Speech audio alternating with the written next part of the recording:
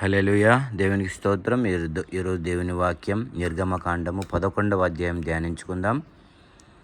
మరియు యెహోవా మోషేతో ఇట్లా నేను ఫరో మీదికిని ఐగుప్తు మీదికిని ఇంకొక తెగులును రప్పించెదను. అటు తర్వాత అతడు ఇక్కడ నుండి మిమ్మును పోనిచ్చును. అతడు మిమ్మును పోనిచ్చినప్పుడు ఇక్కడ నుండి మిమ్మును బొత్తిగా వెళ్ళగొట్టును. కాబట్టి తన చెలికాని యొద్ద ప్రతి పురుషుడును తన చెలికత్త యొద్ద ప్రతి స్త్రీయును వెండి నగలను బంగారు నగలను అడిగి తీసుకొనుడని ప్రజలతో చెప్పుము. యెహోవా ప్రజల ఎడల ఐగుప్తీయులకు కటాక్షము కలుగజేసెను. అదీగాక ఐగుప్తు దేశంలో మోషే అను మనుష్యుడు ఫరో సేవకుల దృష్టికిని ప్రజల దృష్టికిని మిక్కిలి గొప్పవాడాయను. మోషే ఫరోతో ఇట్లనడు, యెహోవా సెలవిచ్చినదేమనగా, మధ్యరాత్రి నేను ఐగుప్తు దేశంలోనికి బయలువెళ్ళెదను.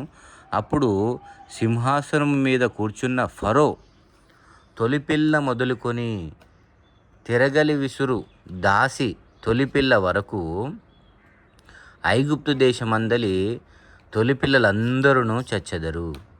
జంతువులలోనూ తొలిపిల్లలన్నీ చచ్చును. అప్పుడు ఐగుప్తు దేశమంతటా మహా ఘోష పుట్టును.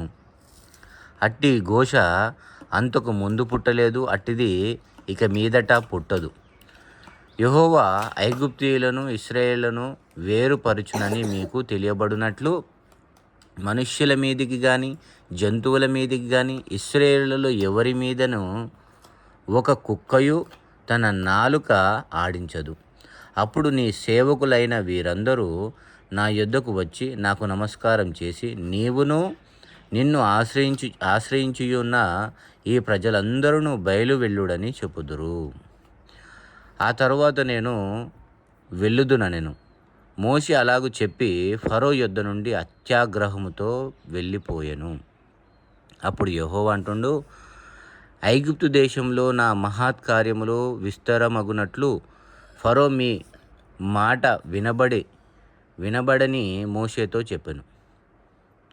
మోషే అహరోనులు ఫరో ఎదుట ఆ మహత్కార్యములు చేసిరి. అయినను యెహోవా ఫరో హృదయమును కఠినపరచగా అతడు తన దేశములో నుండి ఇశ్రాయేలును పోనీయడాయెను. హల్లెలూయా. దేవునికి స్తోత్రం. విన్నవారిని వారి కుటుంబాన్ని దేవుడు దీవించునుగాక. ఆమేన్.